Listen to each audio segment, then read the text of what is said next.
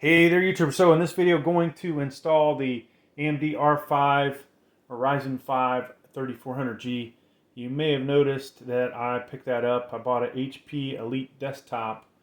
It's a small form factor. Not much you can do with it as far as gaming goes.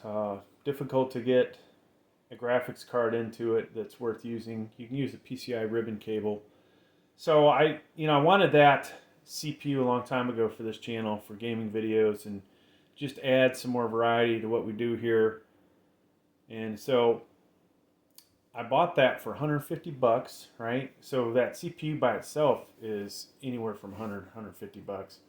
So pretty good deal because I got with it a 256 gig NVMe M.2. I got 8 gigs of RAM, and basically I could keep those components and sell the desktop with the motherboard in it and be pretty happy with my purchase. So let's go ahead and get into this installation. 1 minute into it, we're finally going to get moving. Sorry for those of you that hate when I do intros. All right, here is our CPU. It's upside down. Let me actually orient it the way it's going to go. Now, how I always remember this, folks, the N is near the lever arm. But you do see that there is a big old triangle right here. That's going to line up right here with what's on the motherboard. So we're going to pop this up and out. Now, the last CPU I had in here actually seized to the CPU cooler. That's what happens when you use cheap thermal paste. But hopefully this thing is not screwed up. So we'll make sure it's in there good.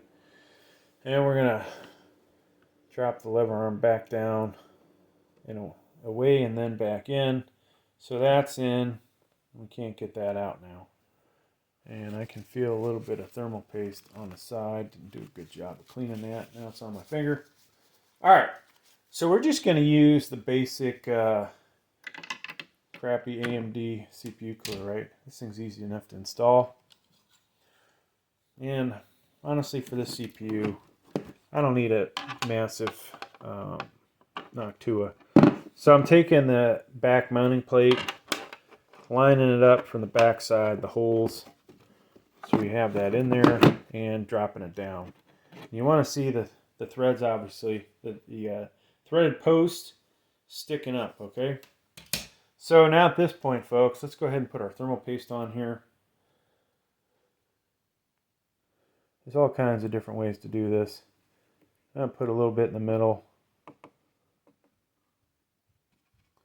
Spread it out a little. Of course, it'll spread out on its own, but key is not to have too much, not to have too little, right? This stuff is basically being used to fill in the imperfections that there are between the CPU cooler and the CPU. So I've got this lined up. Now, on our CPU cooler, we have the cable, and we want to honestly stick that as close to the back here. This is going to be where we're going to plug in at. So I'm going to orient it this way. All right. So drop that down, and hopefully we'll line it up. I can tell I don't have enough good lighting for myself. Hopefully it's good enough on the video.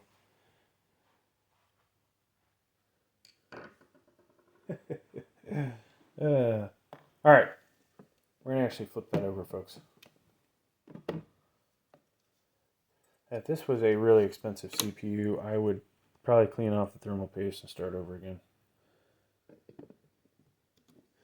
Imagine I didn't do that. All right, so this, why did I swap this over? Because this side is closer to where we're going to connect our 4-pin, right? Did I need to do that? Probably not. We could have got away with the way it was. So I'm going to just try and get a couple threads on each one of these before I start cranking down.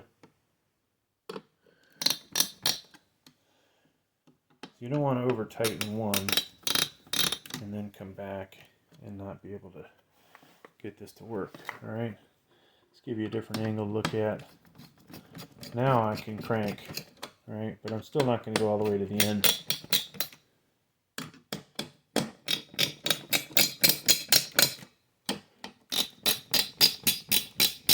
Now we can, okay? They're all, I'm pretty sure they're all in there nice and got quite a few threads on them all. That one's good. Back one, and then coming back over this way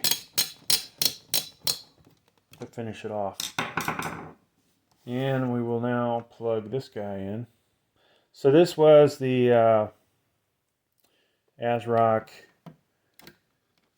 Phantom Gaming 4 B550 motherboard with the 3400G. Alright. This obviously is a motherboard we could have put a lot better CPU in, but this is what we're going with. So you should always check to make sure your RAM is compatible. Alright. And that is something that yours truly harps on in a lot of videos. I'm just going to use some pretty much generic 2660 RAM just to get this to boot up. And then we'll start screwing with other RAM. But put that in, get that double click for the RAM. And I need an M.2, folks. We need an M.2 in here. Alright, so we're going to put an M.2 in here. And basically that guy comes in at an angle. And then this is always the fun part, getting the M.2 screw in here. I have all these magnetic screwdrivers and they just don't seem to work too well for this. So we got that in. Got a spot for a Wi-Fi card here if you wanted to do that. And of course you need another M.2 screw for that, but Wi-Fi card and the antennas that go with it. That also would go in there. Another screw there. Got another spot for M.2 here. Voila, goes in at an angle. Another screw needed there. But that's going to do it, folks. Alright, thanks for checking out the video. Please like, please subscribe.